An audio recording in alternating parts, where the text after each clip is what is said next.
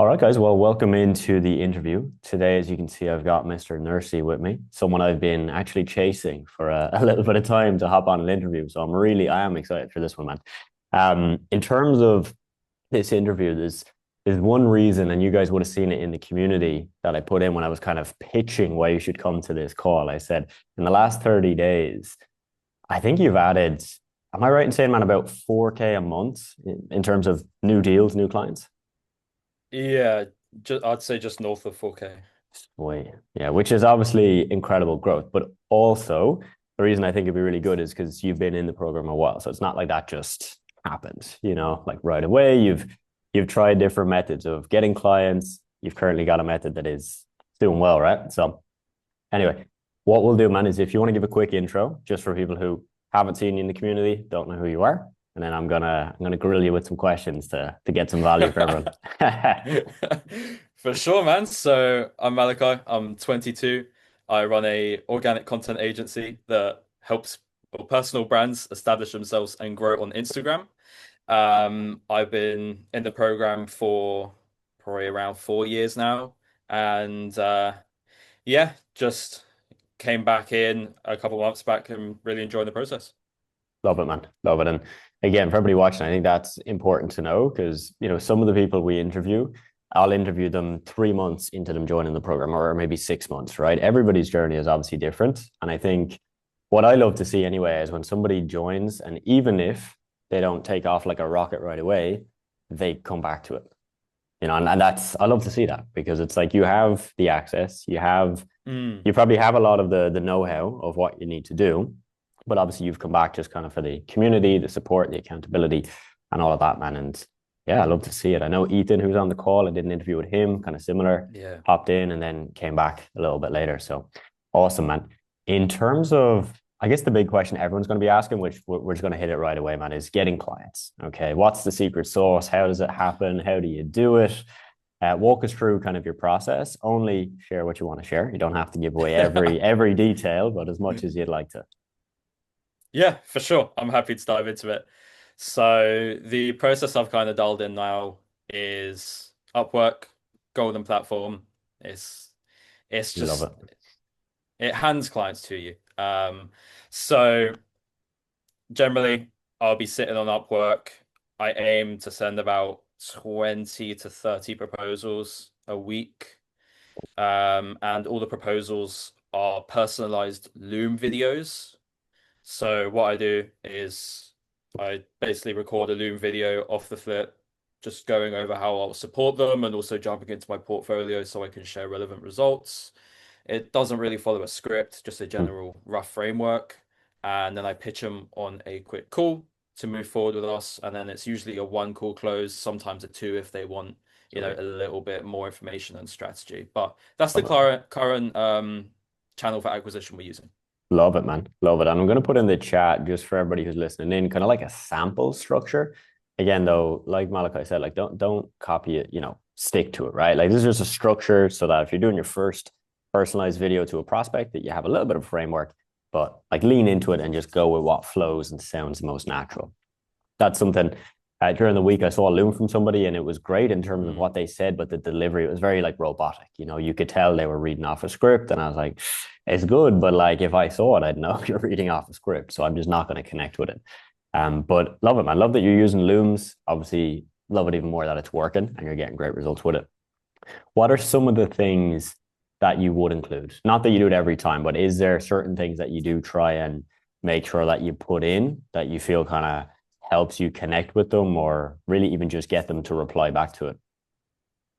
Yeah, so with the loom, I think a couple of the key things you should follow is bouncing off your whole idea, be natural. You need to Mhm. include that. Yeah. Um, I I never try and be robotic, and to be honest, sometimes I don't even like edit the loom or anything like Hmm. that. Hmm. So they'll see pauses.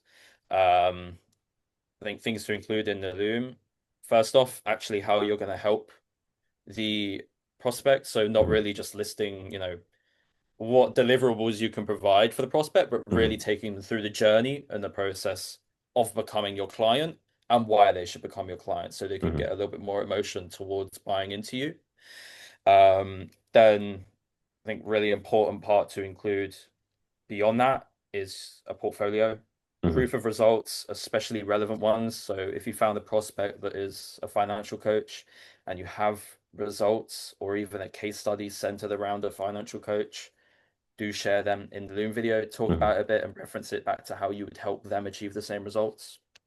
Then just a call to action at the end. Just pitch them on a nice little call. Hmm. Um, no real like extreme sense of urgency. I found just saying, hey, as soon as you're available or whenever convenient, just hop on a 15-minute call and let's talk further.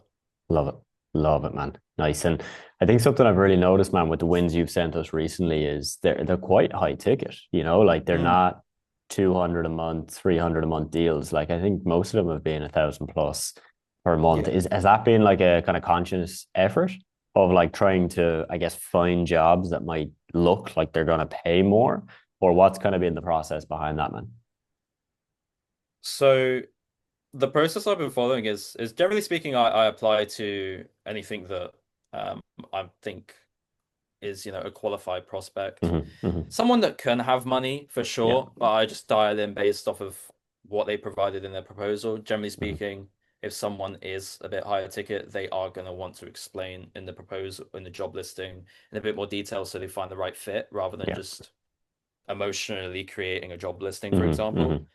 Hmm.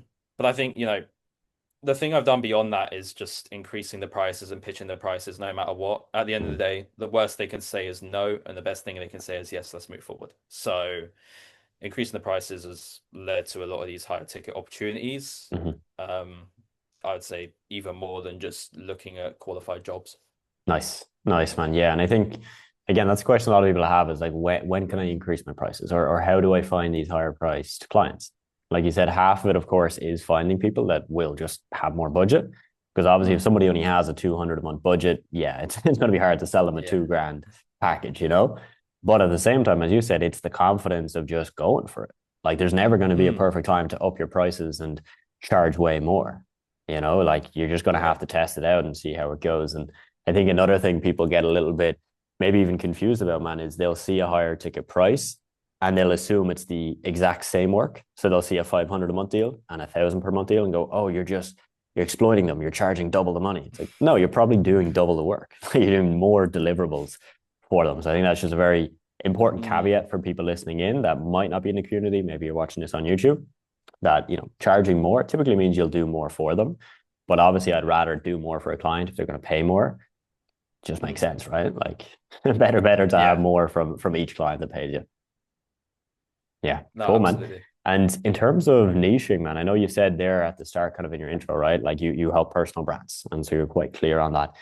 A question I get a lot these days is like, okay, Upwork sounds great, but I want to niche down. Like I just want to work with fitness coaches, or in this case, personal brands. How do you approach finding jobs when you've got that in mind? Do you still, I guess, apply to jobs if it doesn't look like they're giving you the specifics of, hey, I'm a personal brand? Or what's kind of your process for maybe filtering that out? I'll do a light bit of prospecting. Hmm. I just niche in based off of my service or my offer Hmm. rather than niching in based off of the industry the client's in. Yeah. At the end of the day, as long as they fit my offer, I can deliver a result for it. Hmm. So that could be a B2B business, Hmm. D2C, it could be a personal brand. As long as they fit what my offer is, which Hmm. is more niched in, then Yeah. that's happy. I'm all good with that. I try not to like niche in super specifically. Like I used to just apply to like fitness coach jobs and Mm. stuff like that. Yeah. Yeah. But as I've served more clients, I've just learned like a lot of this stuff is adaptable to other Yeah. niches. So I may as well expand and increase my opportunities. Definitely, man. And definitely, like you said, Upwork it's a golden platform. They hand you leads, but Hmm. like they're not all going to be leads in the same industry, or the Yeah. same type of businesses. So you do have to be flexible. Like if somebody's watching this and I'd say they've got an agency doing 10 grand a month and they're like, cool, this Upwork thing sounds good, but they have a very specific industry they work with. Like it would still work with you, but you probably need to broaden your horizon and say, hey, I'll just Hmm. take a few clients that might be in different industries and test it out. See if it worked well with the way that you deliver the service. And if it doesn't, fair enough. At least you've tried it out. Yeah. Yeah, no, awesome, man. Awesome. And I guess, man, for people that are, say, people that are listening in, man, that might be very new to this, what would you say, just from like a very high level, would be the difference between the ways you can get clients, right? Because we have kind of the two branches we can look at. We've our warm outreach, which is typically Upwork and platforms like this. Like you said, people post jobs, you apply to it, they already want what we offer. And then we have cold, Instagram DMs, cold email, all of that, which I know you've a lot of experience with that as well. What Yeah. would you, I guess, how would you kind of frame it for the beginner? Would you still think that there's value in the cold, and starting there, or do you think Upwork for most people makes more sense? Yeah, so for me anyways, just based off of when I was doing IG outreach, Hmm. other cold outreach, and then Upwork, I've just found Upwork clicks the most. It's more Hmm. entry level and um generally speaking, you are able to get high ticket Hmm. opportunities. Hmm.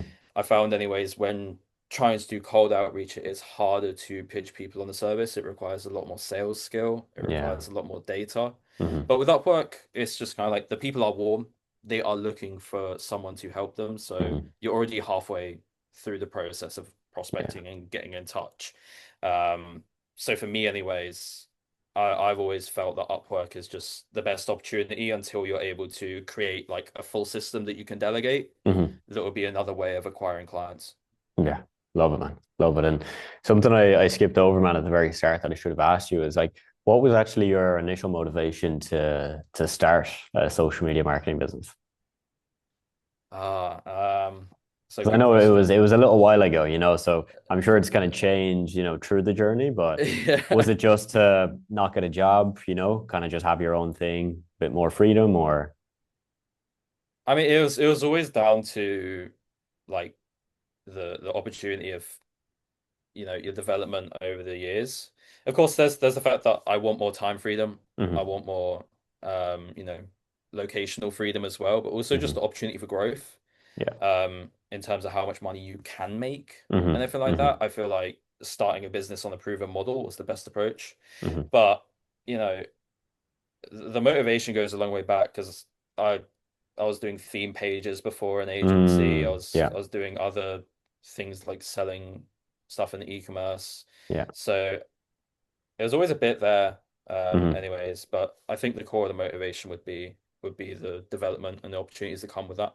Love that. Yeah, I love that, man. It's like there's no glass ceiling, right? Like technically you Hmm. can, scale forever. Or you scale to Yeah, a certain right. point and then you start a second business and then you got the two of them running and you scale both of them up. So yeah, I like that, man. I like that. And again, a lot of people listening in are probably going to be like, that's interesting because that's kind of how I'm looking at this. I want more time freedom. I want more location freedom. Obviously, as we talked before we started the recording, like you've done a bunch of travel, you've been in Asia a bunch recently, and like, yeah, the reality is, unless your job allows you to work from home, but also allows you to travel, you're not really going to get that in most jobs. Like, even a lot of people I speak to now that work remote jobs, but they have to be in a specific country Hmm. for most of the time. So, like, they might be in Ireland working remote, but they have to be in Ireland 6 or 9 months of the year minimum. So it's like, yes, you have location freedom, but you don't. Like, you do and you don't, Yeah. Whereas with this, obviously it's completely up to you how you do it.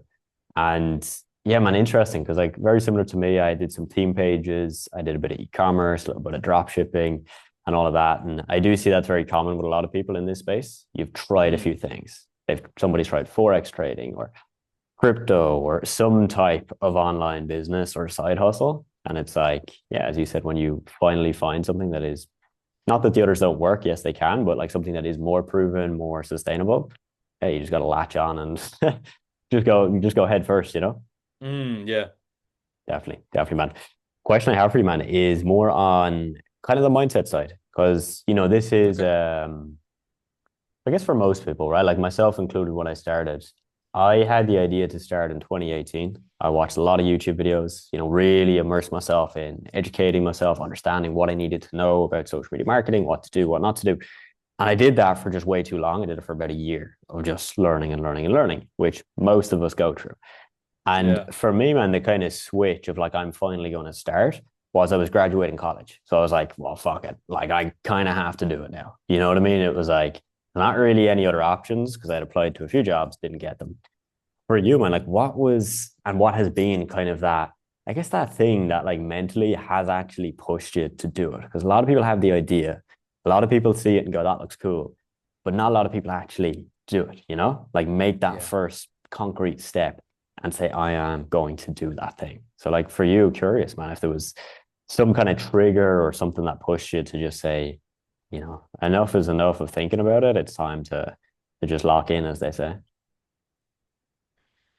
I think um going back to the mindset of it, on what's caused me to really start an agency is like the position. Mm-hmm. I think, having the opportunity to grow in such a way was just kind of like a no-brainer for me, and for the opportunities I could provide, family and the Mm-hmm. future family as well. Um, Mindset wise, it was just more of like a do or die thing. I've always been the kind of person where it's like I'm gonna live once, I may as well Mm-hmm. jump in and Yeah. and do it and do it big. Was it a smooth process? No, not at all. Mm-hmm. But just having the ability to just jump in Yeah. and not get too comfortable, at least was kind of the reason that I wanted to go ahead and just start. Nice, man. Yeah, it's kind of it's that belief, right? And that kind of that confidence in yourself of like I'll Mm. do it, you know, and I'll push myself to do it because yeah, like you said, and for people listening in, any business isn't easy, you know. Like the step-by-step process of starting an agency, it's quite simple. Like we have it laid out very clearly. If you were to follow the steps like a robot, you'd do very well. But we're not robots; we're humans. We have feelings, emotions, all these things that block us a lot of times when we Mm. need to do things. So, I think that's a really important point, man. Yeah, that people know like it's not just going to happen right away, but as long as you make that commitment to yourself of like, I'll make it work. I have full conviction you'll make it work, you know? But if you're saying, hey, I'll kind of maybe try it a little bit, you know, dip my toes in, mightn't work for you. Because like anything, there's going to Yeah. be little roadblocks. There's going to be little moments of, fuck, I didn't think about this thing and now I need to overcome that, you know? So I think that's important to bring up, man. Yeah. Mm. Also, man, how important has been, I guess, kind of like the sense of community? Because I know like you've traveled with some guys in the program. I know there was the Spain trip, I think a year ago or so, right? Or maybe the year before even. Yeah, just curious on that, man, because I know a lot of people when they join the program don't have that community. And so they're joining, and that's part of the motivation of like, hey, I maybe want to meet some people. Maybe even just go for a dinner with some people in the program, or in this case, maybe travel like for a few weeks with them.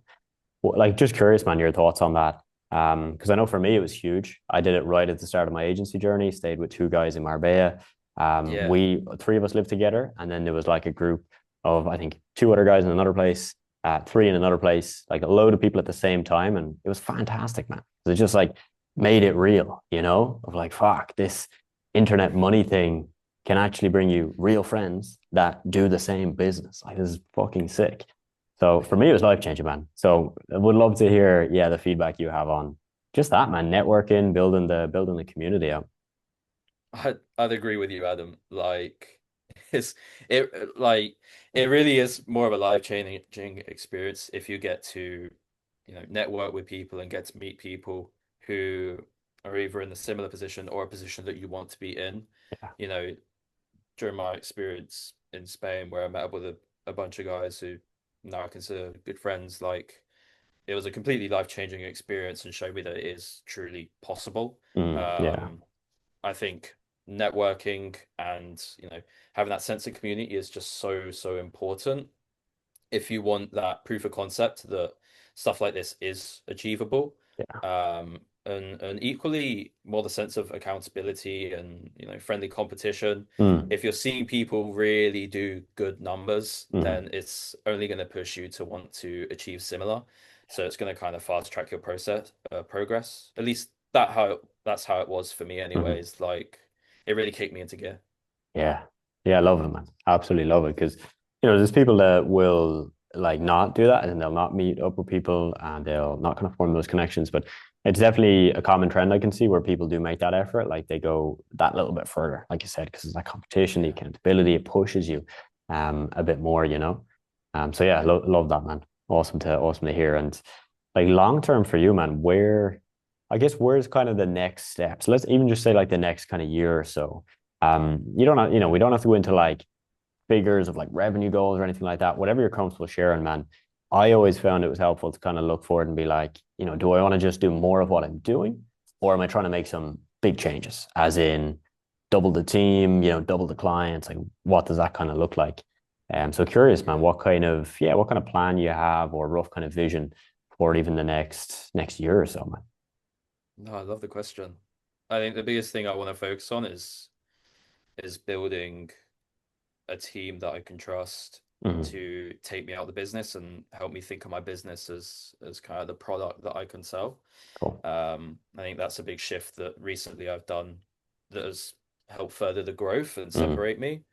Um, so that's kind of next year. My biggest goal that I'm already working on now is just developing a really, really good team that could do everything for me and I can completely trust. Yeah. Um, you know, financially speaking, I don't know where I'd be Mm-hmm. Mm-hmm. honestly. I have the figure of around 20K in mind, but Mm-hmm. again, I don't really like putting numbers there. I'd rather just build the product, build the team, and continue to deliver consistent results. And what happens from there, what happens from there, I'm happy with. But man, love it. Yeah, I think that's a very healthy way of approaching goals as well, man.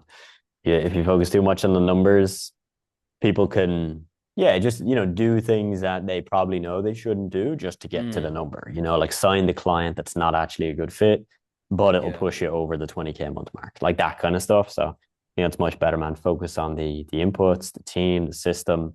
And that's something I really respect about how you're building your agency, man. Like you've always wanted to deliver a really good service, like always, Mm, even from like the very start. I know you've been very keen on that, and it's a really good sign because obviously the way we make money is when our clients pay us more money every month, so we have for to keep sure. them happy. But yeah, it's just so clear to me, man. You've emphasized that, you've highlighted it, you've not shied away from it, you've spent the time, studied the subject matter, and then obviously hired people and paid them decent rates where you still make a great profit, but where everybody is boat winning. And I think Mm. that reflects, yeah, massively, man. Yeah, yeah, absolutely. And I think, just to bounce off the point of delivering a high quality service, I think it's been a very good thing to focus on Mm-hmm. that has supported the growth of the agency as well. Like I'd argue probably about 30% of recent revenue, maybe more, has been just off of referrals and Nice. clients who have really enjoyed the service and want to continue or Mm. upsell or start on a new package. Love it. So when you deliver a good service, it's only natural people will come back and refer and the agency growth just happens. Love it, man. Yeah, I love it. And I think something when people are starting the journey, that's one of the biggest doubts they have is what if I get a client and I don't deliver? I can't get them results. How do I go about that? And like, I think the beauty of it is, look, you're not going to have that 100% confidence from day one. That's just the reality. Mm, yeah. But as you've looked at there, if you do make that commitment and say, hey, well, I'll do my best, like I will learn as much as I can and I will find a good team that can deliver some great work, it is only going to pay you dividends. And like, it sounds very simple, but like, that's how you have to do it. You just got to do one step at a time. You're going to be 80% confident at the start, maybe 70%. It's going to be that 20-30% gap of doubt and overwhelm. And what if I mess up? You just got to push through that. But when you do, like, don't just keep signing clients if you know you've got a terrible service. Like, make Yeah. sure you improve it, get better at it, spend the time you need, and yeah, it's always going to reward you, man. Love it, Yeah, for sure. love it, man. So what I'm gonna do now, man? Okay, I've just put in a little prompt for the chat. So if anybody has questions for Malachi, guys, just drop them in, just type them out, or even if you want to unmute yourself in a sec, we can do that as well. I think we've got a couple already from Cormac and Ethan, so I'll jump right into those as well. And just before we do, Malachi, Awesome. where can people find you? Is there like a specific platform that would be best if they want to just kind of see what you're up to and what you're doing? Yeah. Instagram would be the best location to see what I'm up to. Cool. It's just instagram.com/Malachi. Perfect. Fantastic, man. Nice and easy.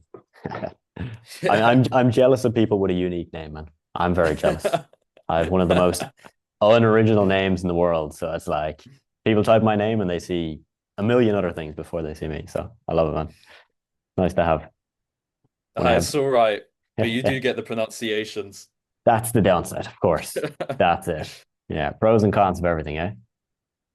Alrighty. So Cormac asked, are you working as one or do you have freelancers? So I'll let you jump in. I know obviously you've got a nice team now, so you can expand on that. But great question, Cormac.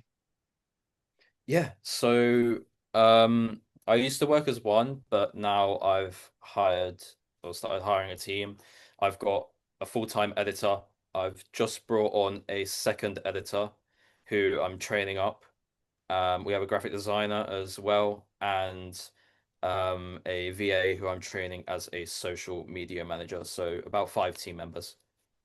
Nice. Nice, man. Awesome. And follow up for you on that one, man. Say which team you have now. Do you think like how many clients extra do you think you could bring on roughly just with the kind of team that you have without needing to hire more? Um, Probably at least another 5. Nice. Love that. Love that. That's nice, man. That's nice. A lot of room for growth. Yeah, for sure. It's a good motivator as well, right? When you have that capacity. You're just like, hey, well, I gotta fill it, I gotta get more clients. Yeah, it's a big motivator, and it's also pushing me to, make sure I get more social media managers on. Yeah, decent, man. So we got a question from Ethan. He said, how do you shape your proposals when you're sending the looms? Do you include it in the first 225 characters that the person will see in the job or in the proposal? Or do you use a personal approach and then put the loom afterwards? And just before you answer, man, Mm. just for people listening in that might be like, what the hell does that mean? When you're on Upwork and you send a proposal, let's say this is the length of your proposal, the written description of you and who you are and what you do and your offer. Essentially, a business owner is only going to see a little segment here at the top, a little preview, right? So what Ethan is asking is the video that Malachi is recording, is he adding that in that little top section, or is it somewhere down? Just so people are kind of clear and get the question. So what I do is in my hook, have the loom as a link. I usually say, "Hey, name. Um, I help, well, you know, personal brands or Mm-hmm. anything like that." I give my call out to what I do. I usually say I'm a social media manager or a social media expert. Whatever they put, I'll just mirror that.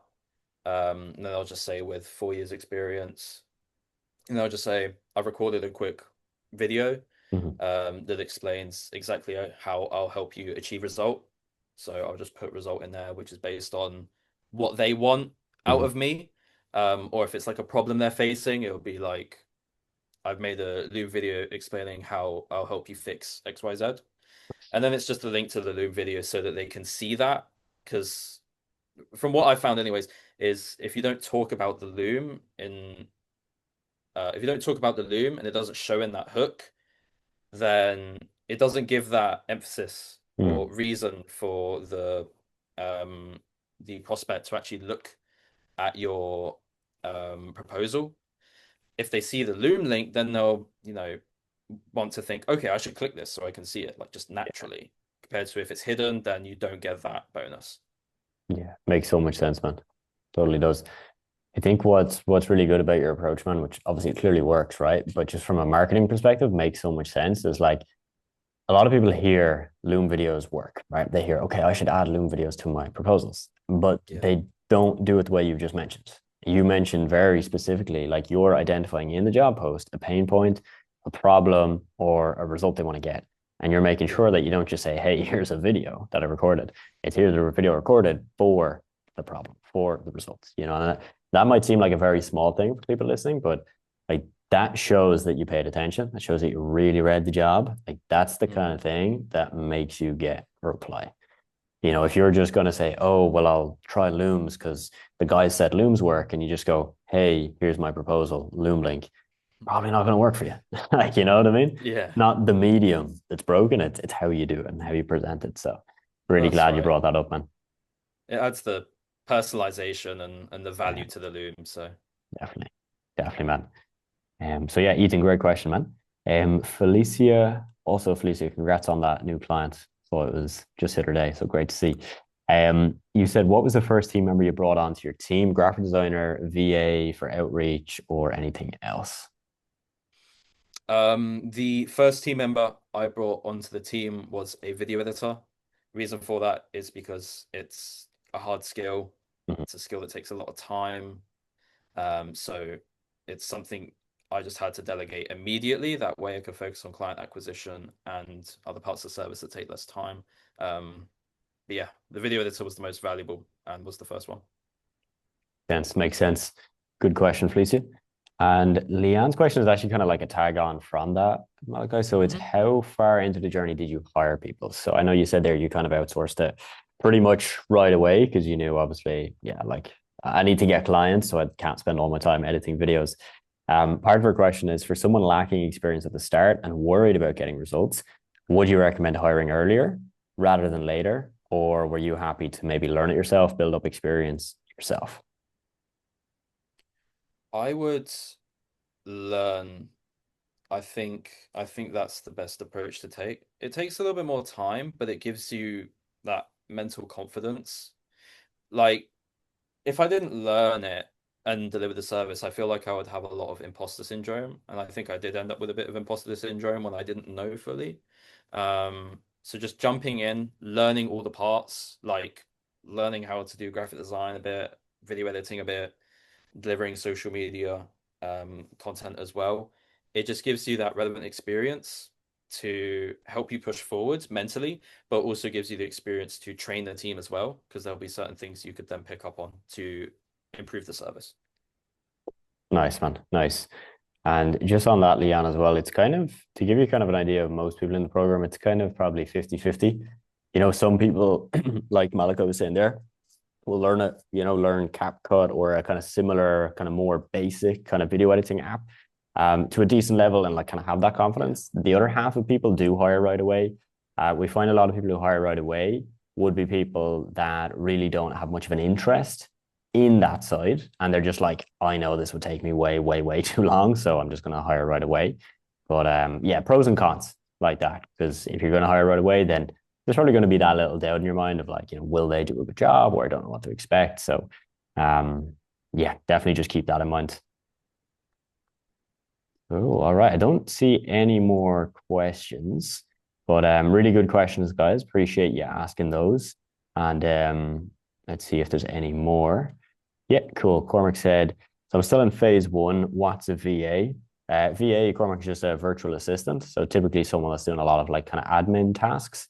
So sometimes that's like messaging business owners for you. Sometimes it could be if you have a load of clients, it could be managing social media pages. It could be updating like a content calendar or something like that for a client. So I wouldn't worry about it for now, man. It's typically a position you'd hire a bit later on.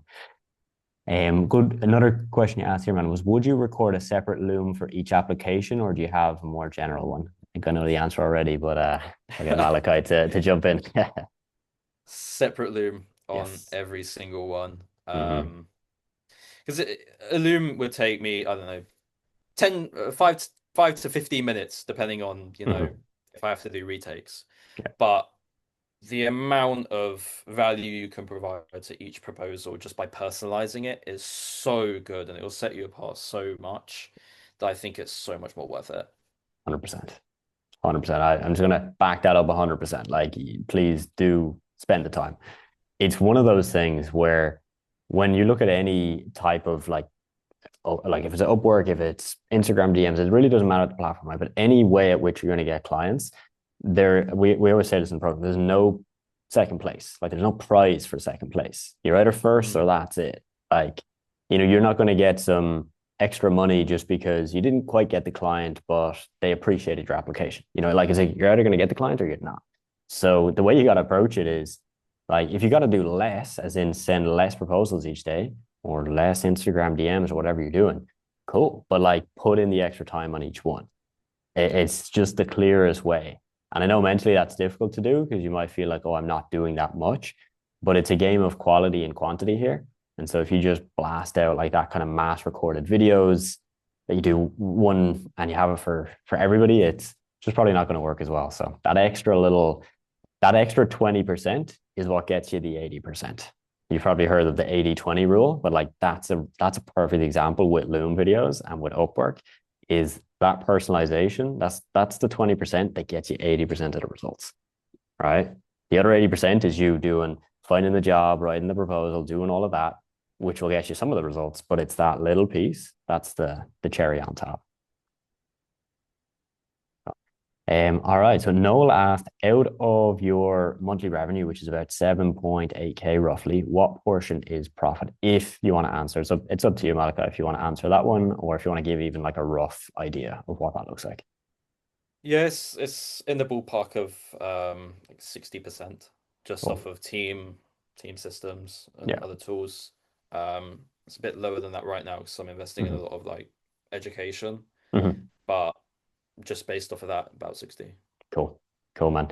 And just for context as well, no, we actually talked about this, I think, on a coaching call last week, where Malachi has a couple of team members that he's paying them like a little bit of a premium because they've got more room to do more work. And so it's kind of this unique situation where he doesn't have to do that, but he's happy to do it because he's like, well, if that means then they're not busy with loads of other clients, and then it gives him the incentive to get new clients to fill this kind of capacity the person has, he's happy to do Mm. it. So just keep that in mind as well. Cool. We actually got a couple more for you, man. How you doing on time? I'm happy. I'm happy. Okay, sweet, sweet, man. Just want to make sure I'm not, overstepping. No, it's all good. It's all good. Sweet, man. So Felicia asked, how much does handing over an SOP to a new team member come into play for when you're onboarding? So you mentioned you have a new team member that you're currently training, graphic designer, or do you have SOPs implemented at all into your onboarding process? Yeah, a lot of SOPs. So usually I would take them through during the onboarding stage a welcome document. Mhm. It well, it doesn't train. It tells them all about the culture that we have in the agency, so that they're familiar with kind of what we look for, sets all the expectations and what their role is. Also just get some information on their general availability and time zone and stuff, so I know when Mhm. to contact them and when to expect to hear back. Cool. Also gives me an understanding of their development. So if they're like, oh, I could at max do 40 hours, but I'm doing 20 hours right now, it tells me that they have room to grow. Mm. Um, Once they're settled in through a welcome document, I would basically send them through a whole bunch of SOPs that trains them on all our systems and service delivery as well.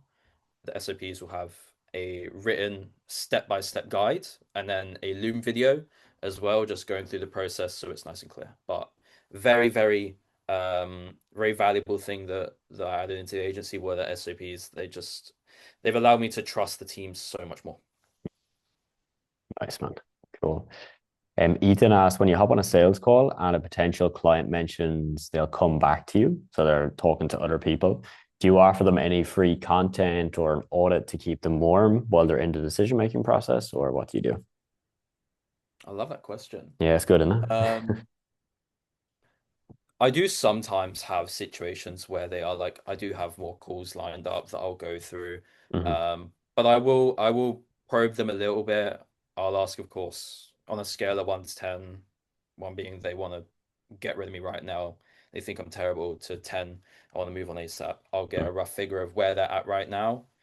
Based on the number they give me, I'll say, okay, let's maybe book another meeting. In that meeting, I'll develop a free strategy for you so that they have an incentive to go on to that next meeting. Um, and it also means you're following the BAM FAM principle from Alex Mosey. So you're booking a meeting from a meeting, just helps lock that in. Hmm.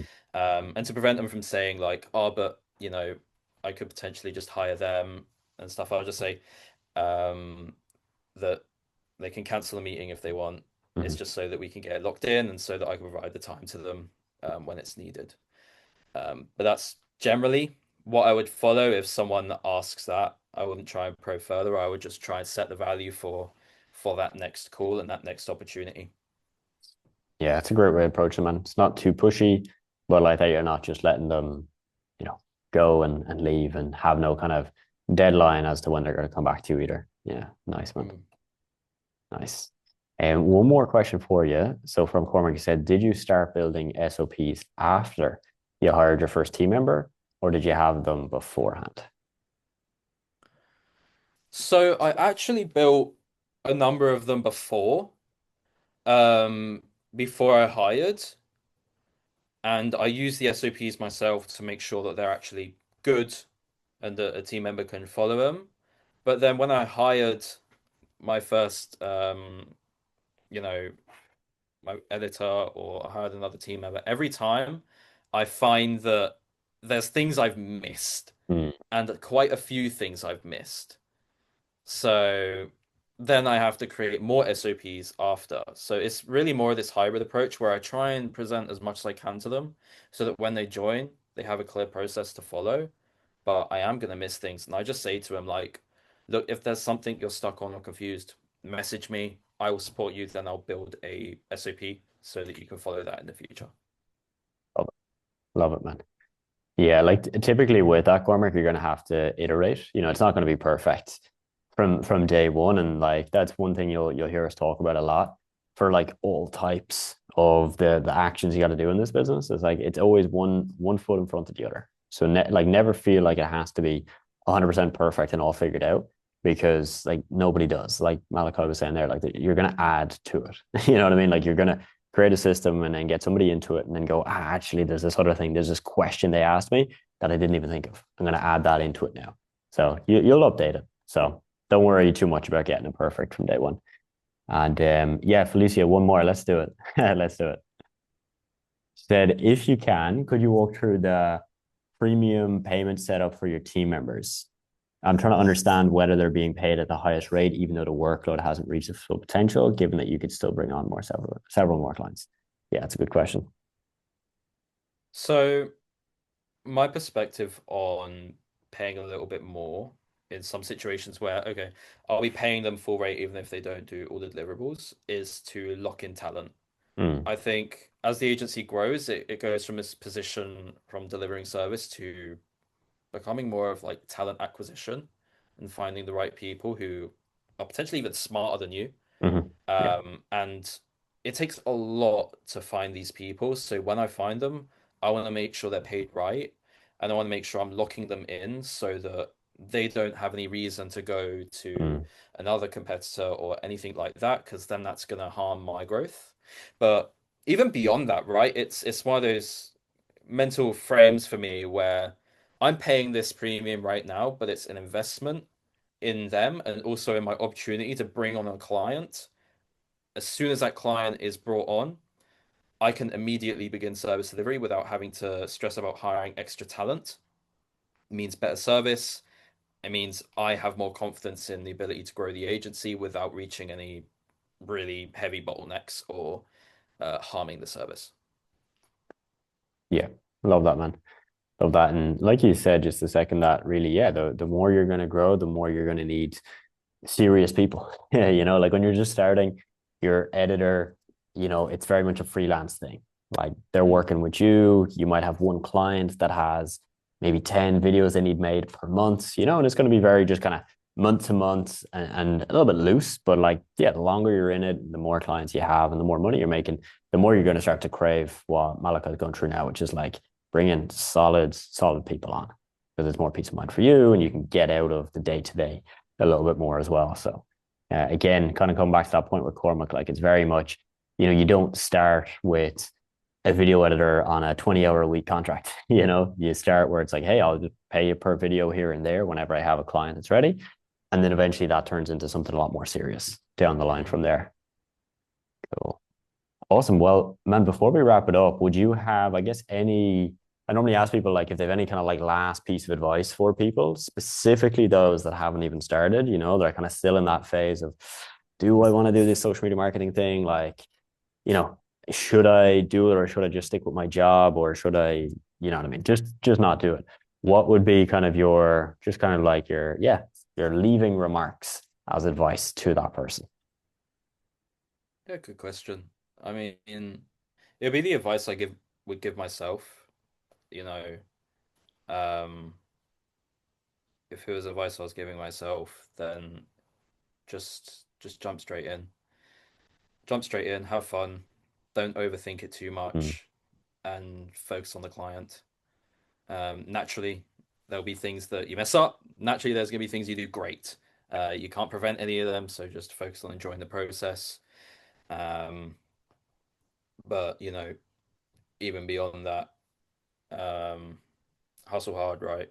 Like I've been doing it for 4 years, so it's probably longer than a lot of people think it takes, and generally it is, which is why I'd say hustle hard as well, because a lot of the time I wasn't 100% on it, and Mhm. to be honest, if you're not 100% on it, please make sure you go all in. Otherwise, you're just making it take so much longer, and that's just coming from my experience with it, Mhm. anyways. Yeah, solid, man. Again, I asked nearly everybody that same question, and it's normally similar advice, of one, just do it and go for it. Like, give it a good effort. Don't half-ass it. Go in 100% and we go from there. Man, thank you so much for the time, man. Really appreciate it. That was a gem. Glad we could finally do this. Been a long time in the making, man. Appreciate you. Yeah, for sure. Thank you for having me on. It's been really Yeah. good. Awesome, man. Hope you enjoyed it. And I'm sure everybody got a ton of value. Guys, if you could do me a favor and drop a message into maybe the community or even to Malachi directly afterwards, just to let him know if this was helpful. Because again, he'd after taken nearly 50 minutes out of his day, spat the value. So please do big him up after this if you found it valuable. All right, guys, see you in the next one. And we'll talk soon, okay? Adios. Ciao, ciao.